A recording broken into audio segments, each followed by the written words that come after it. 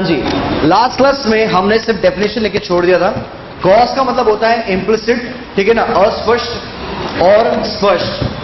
मतलब कि implicit means जब हम लोग खुद ही अपनी चीजों को ऐड करके, मतलब कि अपनी ही चीजों को सोचते हैं कि भाई हम लोग अपनी लैंड को, अपनी ही मशीनरी को, अपनी ही चीजों को यूज करके जो पैसे खर्च उसको कहते हैं इम्प्लिसिट। और एक होता है जब बाहर से हम लोग लेते हैं एक्सप्लिसिट कॉस्ट, ठीक है ना। हमने पढ़ा था इसको कहते हैं अस्पष्ट और उसको कहते हैं स्पष्ट लागतें। अस्पष्ट का मतलब होता है जैसे कि फॉर एग्जांपल एक बंदा यहां से वॉकिंग करके मेट्रो तक जाता है तो उसका क्या होता है, एनर्जी का कॉस्ट लग रहा है, ओके, दिमाग में उसके चल रहा होता है। और एक्सप्लिसिट में क्या होता है कि अगर वो रिक्शे से जाता है तो वो अपना पैसा देता है। तो एक तरह से याद रखना, टोटल कॉस्ट का मतलब होता है implicit cost plus explicit cost. ये हम लोग ऑलरेडी कर चुके हैं, ठीक है, ऑलरेडी कर चुके हैं। अब हम लोग इसकी डेफिनेशन खत्म करते हैं, ठीक है। जल्दी लिखिए, राइट ऑन इम्प्लिसिट। अस्पष्ट लागतें, सबसे पहले इंग्लिश बोले। It is a cost calculated by a producer. It is a cost calculated by a producer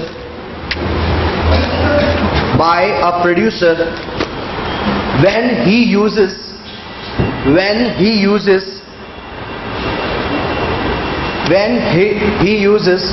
his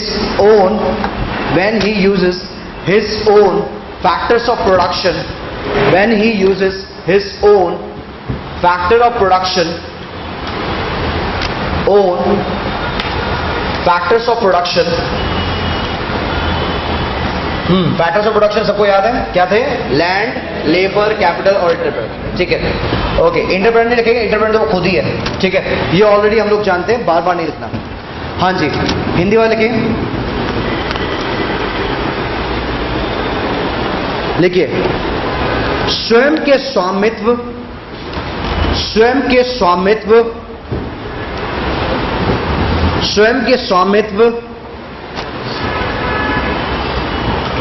के द्वारा उपलब्ध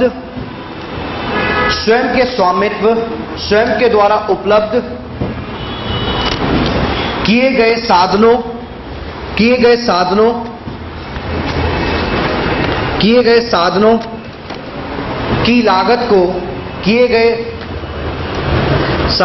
की लागत को अस्पष्ट लागत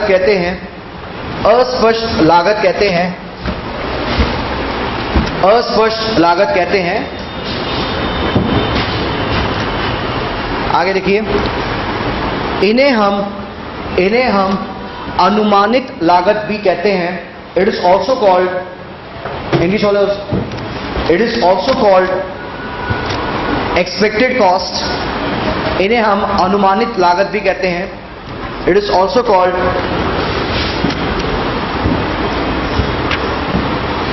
एक्सपेक्टेड कॉस्ट, अनुमानित लागतें भी कहते हैं। हाँ जी, जल्दी काम पे। एक्सप्लिसिट, स्पष्ट लागतें, एक्सप्लिसिट, स्पष्ट लागतें।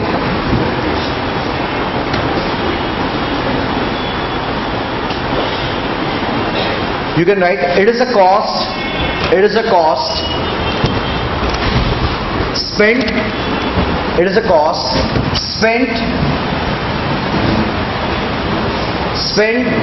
by a producer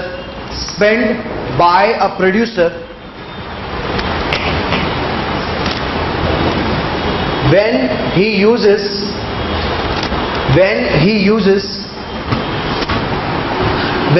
uses others factors of production, किसी और के, when he uses others factors of production,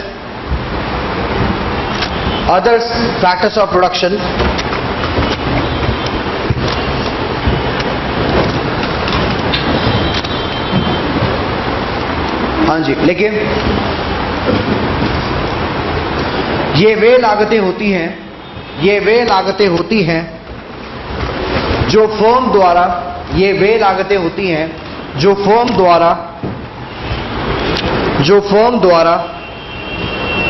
उत्पादन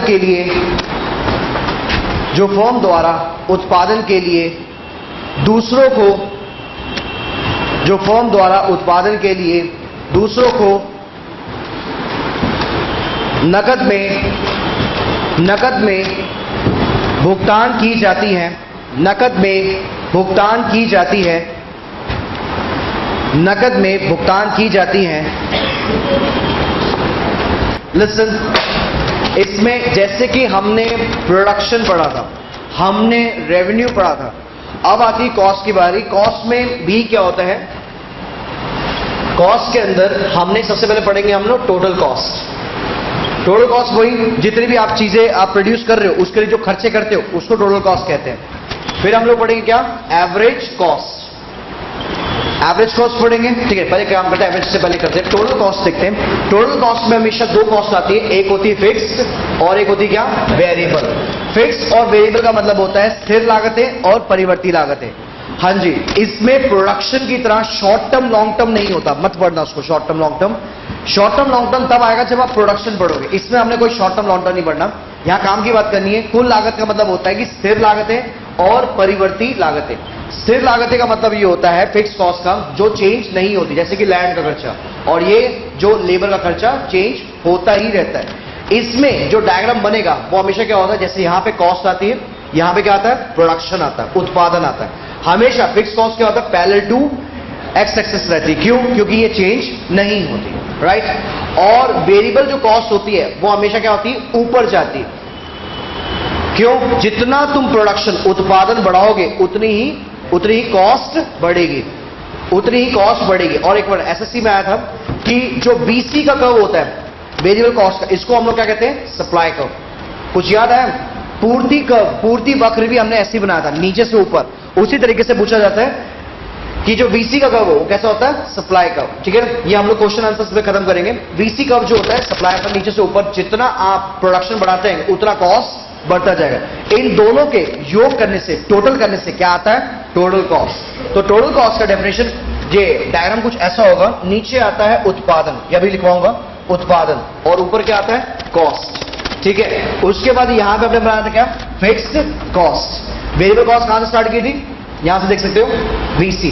तो भाई टीसी कहां से स्टार्ट होगी, यहां से, वीसी प्लस एफसी। हाँ जी, बेस इसने दिया, इसका डिस्टेंस और इसका डिस्टेंस दोनों का बराबर है। एफसी यहां से स्टार्ट हुई, बीसी जीरो से स्टार्ट होती है, ओके। और टीसी जो होगा बीसी प्लस एफसी होगा, तो वो हमेशा यहां से स्टार्ट होगी। पेपर में आता है, एक क्वेश्चन बताता हूं, एसएससी का क्वेश्चन है।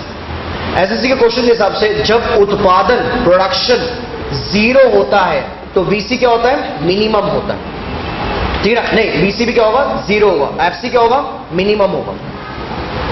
क्यों? क्योंकि एक बिजनेस चलाने के लिए सबसे पहले आपको सेटअप की जरूरत है। इट मींस क्या होता है, एक लैंड की जरूरत है, एक मशीनरी की जरूरत है। अगर आप चाहे उसका यूज नहीं भी कर रहे, लेकिन लैंड का खर्चा तो उतना आना ही आना।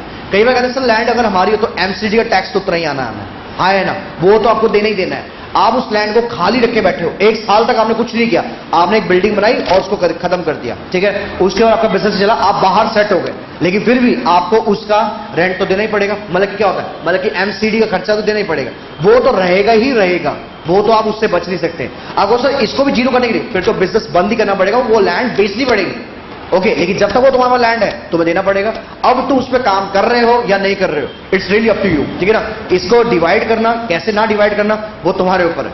और वीसी क्या होता है, जितना जितना प्रोडक्शन बढ़ता जाएगा उतना वीसी बढ़ता जाएगा। फॉर एग्जाम्पल काम बढ़ गया तो लेबर बढ़ गई, कच्चा माल बढ़ गया, टेक्नोलॉजी चेंज कर दी, फटाफट सेल्समैन की भी नई भर्ती आगे लिखा दी, रिक्रूटमेंट ऑफ सेल्समैन। क्यों आती है कि काम बढ़ गया, और जितना काम घट गया तो उस पर क्या करते हैं, वो बहाने ढूंढते हैं, हाँ जी ये बंदा निकालो उसको, ये निकालो इसको बाहर निकालो।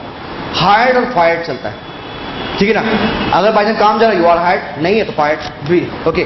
तो वो अब इसमें आ रहा हूं, ये हो गया आपका टीसी। अब आता है इसमें, देखो ध्यान से, ये जब हम टीसी पढ़ लेंगे उसके बाद हम जाएंगे किसके पास, एसी के पास, एवरेज कॉस्ट। एवरेज कॉस्ट का मतलब होता है TC divide by variable cost, मतलब क्या, वेरिएबल फैक्टर्स। मैंने आपको याद है बताया था, वो एग्जांपल को थोड़ा ध्यान करिए। एक मशीनरी, हाँ जी, कितने वर्कर्स थे, 4 वर्कर्स थे, और कितने मॉडल्स बनाते रहे, 1000, ठीक है ना। तो क्या होगा, ये क्या हो गया आपका टोटल कॉस्ट हो गया, ठीक है ना। और उसके बाद 4 वर्कर्स से हमने डिवाइड किया, तो भाई पर बंदा कितना कमाता है, 250। इट मींस क्या है, 1000 डिवाइड बाय 4, ठीक है। ये हमने सबने किया, इट मींस 1000 डिवाइड बाय 4। उसके बाद आपको सर मशीनरी, नहीं, मशीनरी तो फिक्स रहती है, मशीनरी का अपना काम तो उतना ही देना है। चाहे आप तुमसे काम लो या ना लो। ओके, 1000 से डिवाइड करेंगे 4 से, ये आएगा आपका एसी, ये हमको हम फॉर्मूले में करेंगे। फिर इसके बाद आएगा क्या, मार्जिनल कॉस्ट। मार्जिनल कॉस्ट कुछ याद है, अगर एक लेबर एक्स्ट्रा आता है, एक वर्कर एक्स्ट्रा आ गया जिसकी वजह से काम एक वर्कर और एडिशन हो गया, कितना हो गया वर्कर 5, और काम उसकी वजह से कितना हो गया 1200, तो 200 रुपए क्या हो गया एमसी, मार्जिनल कॉस्ट। उससे 200 रुपए काम बढ़ा, लेकिन 200 रुपए उसकी लागत भी बढ़ी है, ठीक है ना। तो यहां से हम एग्जांपल से करेंगे। फिर आ गया एमसी। अब आ गया इनका question, U shape, last question. उसके बाद आप लोग हम लोग चैप्टर स्टार्ट करेंगे। इसमें क्या होता है, हमेशा जो होता है कॉस्ट का कर्व होगा, भूल जाओ मैंने एवरेज कॉस्ट कराया, कॉस्ट करवाया, मैंने हमेशा करना क्या है यू शेप। कॉस्ट कर्व जो होता है वो यू शेप होता है, क्योंकि हर एक बंदा जब भी कोई काम स्टार्ट करता है तो पहले वो उसमें क्या होता है डफर होता है, उसके बाद वो धीरे धीरे उसमें चैंपियनशिप करता है, उसमें एक्सपर्टाइज करता है, प्रैक्टिस करता है, तो एकदम से उसका क्या होता है टाइम कम होता रहता है, कॉस्ट कम होती थी। उसी तरीके से याद है प्रोडक्शन, पहले वो नीचे डफर होता है, फिर धीरे धीरे धीरे धीरे ऊपर जा रहा होता है, यहां से ऊपर आता रहेगा, यहां से वो अपनी लागत बचाता जाएगा, और एक पॉइंट के बाद वो अपना टाइम या अपनी कॉस्ट को नहीं बचा सकता। इट मींस उसकी क्या है बेस्ट स्ट्रैटेजी, इसको हम लोग क्या कहते हैं बेस्ट स्ट्रैटेजी। एसएससी में आया the lowest point of the cost is known as best strategy of the firm. इससे ऊपर वो नहीं जा सकता, इससे अब वो आगे नहीं जा सकता। अब जैसे मैंने ये बनाया एसी कर्व, और हमने लड़ाई करनी एसी और एमसी की। आपको बताया मार्जिनल हमेशा पंगे लेता है, तो वो यहां से स्टार्ट होगा। हाँ जी, तो आज से बना जब एसी गिरता है तो एमसी उससे तेजी से गिरता है, जब एसी गिरता है तो एमसी उससे तेजी से गिरता है, जब एसी न्यूनतम मिनिमम होता है तो एमसी उसके बराबर होता है, ठीक है। जब वो न्यूनतम होता है वो उसके बराबर होता है, जब एसी बढ़ता है तो एमसी उससे तेजी से बढ़ता है। ओके, और ध्यान से सुनिए, कोई बच्चे कह रहे सर टीसी और एमसी का रिलेशनशिप नहीं आएगा पेपर में, हमेशा एसी और एमसी का ही रिलेशनशिप आएगा। यहां तक कराने के बाद कोर्स आपका खत्म कॉस्ट का, ठीक है ना, फिर आ जाएगा मार्केट। यहां तक समझ में आया? हाँ जी, मैंने फिर से स्टार्ट किया था। टोटल कॉस्ट में स्थिर लागत थी, परिवर्ती लागत थी, ठीक है ना, लैंड का खर्चा, इसका ये कब दोनों का टोटल किया, योग किया तो यहां पे आ गए। उसके बाद हमने पढ़ा एवरेज कॉस्ट, मार्जिनल कॉस्ट, इन दोनों का रिलेशनशिप। वो गिरता है वो उससे तेजी से गिरता है, जब वो न्यूनतम होता है वो उसके बराबर होता है, जब वो बढ़ता है वो उससे तेजी से बढ़ता है। मेनली एमसी का काम है एसी से पंगेबाजी करना और कुछ नहीं करना। इसके बाद आपका टॉपिक ओवर, ठीक है।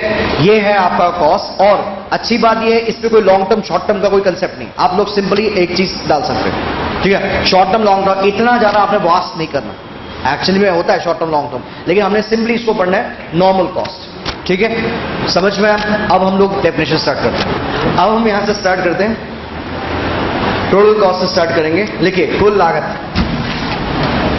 जल्दी जल्दी वाइंड करेंगे और आपका हम लोग आगे बढ़ेंगे। अगर आप चुपचाप रहेंगे तो मैं जल्दी खत्म कर दूंगा। हाँ जी, कुल लागत का मतलब क्या होता है, लिखिए स्थिर लागत जमा परिवर्ती लागत, स्थिर लागत जमा परिवर्ती लागत, स्थिर लागत जमा परिवर्ती लागत। जैसे एग्जांपल लैंड, भूमि, परिवर्ती लागत। परिवर्ती लागत का मेनली मतलब होगा जैसे कि लेबर, श्रमिक। स्थिर लागत जमा परिवर्ती लागत। ओके, चलो भाई इसकी डेफिनेशन लिखो, राइट डाउन। ये वो लागतें हैं, ये वो लागतें हैं जो उत्पादन बढ़ाने या घटाने पर, जो उत्पादन बढ़ाने या घटाने पर घटती बढ़ती नहीं है, घटती बढ़ती नहीं है। ये वो लागतें हैं जिनके जो उत्पादन बढ़ाने या घटाने पर बढ़ती घटती नहीं है, जैसे भूमि, मशीन,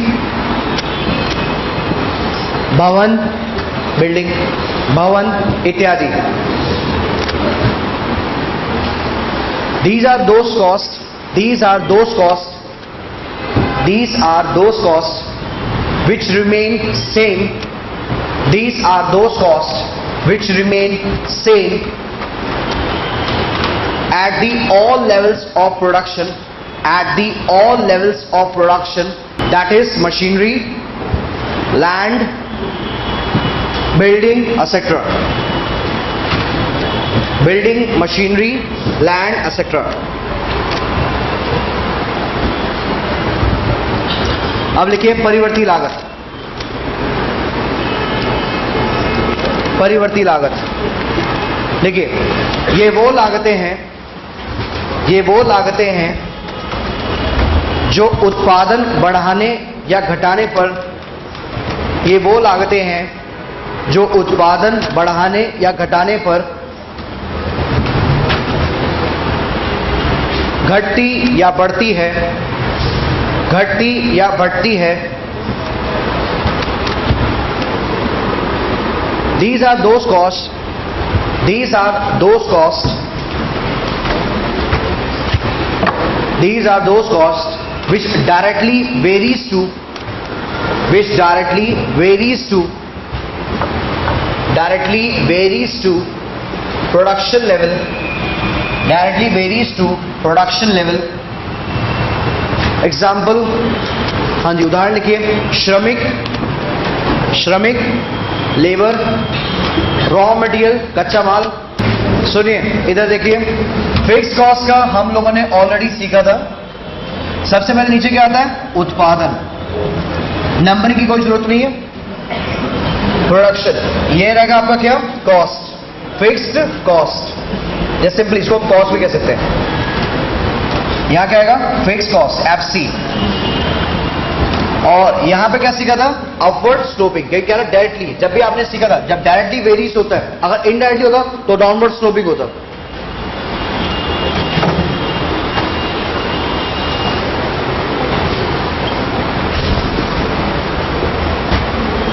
नीचे उत्पादन आता है, यहां लागत आती है, ये बीसी का है।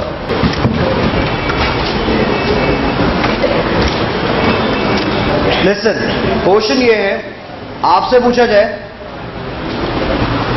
when, जब उत्पादन, when production is zero, जब उत्पादन शून्य है, ध्यान सुनिए, उत्पादन शून्य है तो वीसी भी क्या होगा? शून्य। वीसी शून्य होगा और एफसी क्या होगा? मिनिमम, न्यूनतम होगा। और टीसी भी क्या होगा? मिनिमम।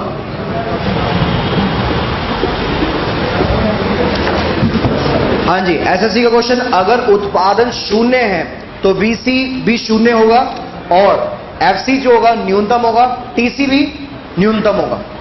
अब यहां तक हम लोगों का खत्म हुआ। अब रह गया सिर्फ एसी और एमसी, उसके बाद उनका कर्व। लिखिए औसत लागत, एवरेज कॉस्ट। हाँ जी, पहले हिंदी में लिखिए, राइट डाउन। औसत से अभिप्राय, औसत से अभिप्राय, औसत से अभिप्राय प्रति इकाई उत्पादन लागत से है, प्रति इकाई उत्पादन लागत से है, प्रति इकाई उत्पादन से है।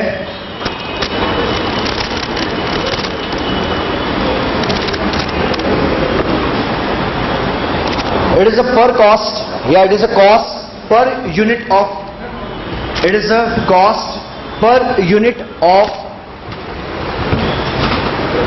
per unit of, per unit of respected production. It is a cost per unit of respected production.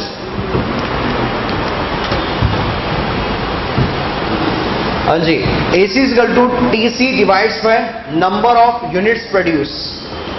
हाँ जी, कुल लागत भाग कर दो कुल उत्पादित इकाइयां, कुल उत्पादित इकाइयां, कुल उत्पादित इकाइयां।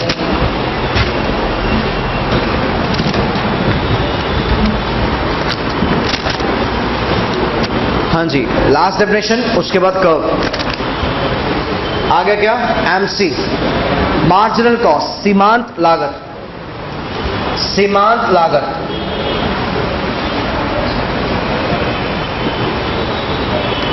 सीमांत लागत क्या है? कोई चीज प्रोड्यूस करने से तुम्हारी लागत में जो एक्स्ट्रा चीज होती है, इजाफा होता है, उसको हम कहते हैं सीमांत, राइट ऑन। वस्तु की एक अतिरिक्त इकाई, वस्तु की एक अतिरिक्त इकाई, एक अतिरिक्त इकाई उत्पन्न करने से कुल लागत में, वस्तु की एक अतिरिक्त इकाई उत्पन्न करने से कुल लागत में जो वृद्धि होती है, कुल लागत में जो वृद्धि होती है, उसे हम सीमांत लागत कहते हैं, उसे हम सीमांत लागत कहते हैं, उसे हम सीमांत लागत कहते हैं। हो गया, सीमांत लागत कहते हैं। It is additional to total cost, it is additional to total cost, it is additional to total cost, it is additional to total cost by producing one extra unit, by producing one extra unit of production, by producing one extra unit of production. Okay, last write down relationship, संबंध, relationship, संबंध।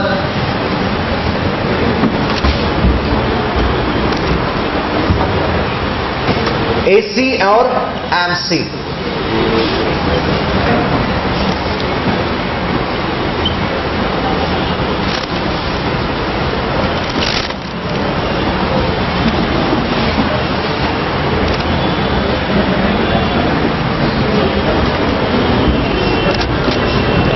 Production जैसे same चलेगा, उसमें बस maximum minimum था, इसमें सिर्फ minimum होगा। देखिए, जब AC गिरता है, जब AC गिरता है,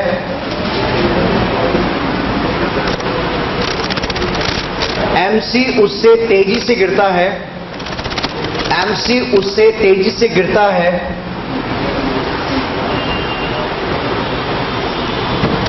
और MC AC से कम होता है, और MC AC से कम होता है।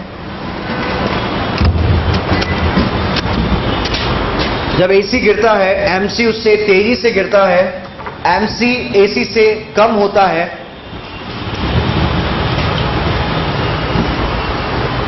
दूसरा, जब AC न्यूनतम होता है, जब AC न्यूनतम होता है,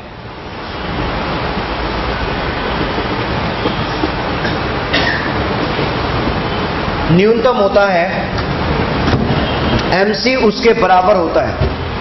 जब AC न्यूनतम होता है, MC उसके बराबर होता है।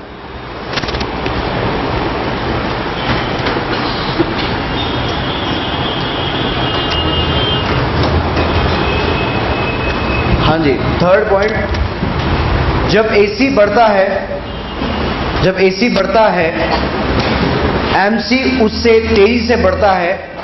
जब AC बढ़ता है, MC उससे तेजी से बढ़ता है।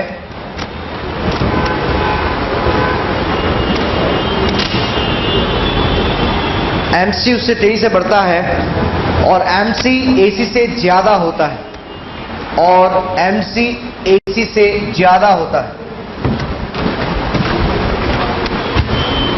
हो गया सबका?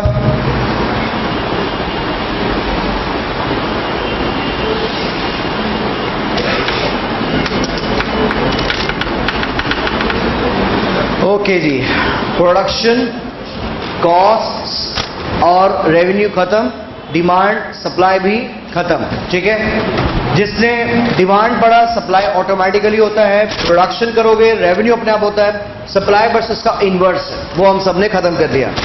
अब हम यहां से आगे चल रहे हैं। नेक्स्ट आपका चैप्टर स्टार्ट होने वाला है, उसका नाम है मार्केट। लिखिए, बाजार।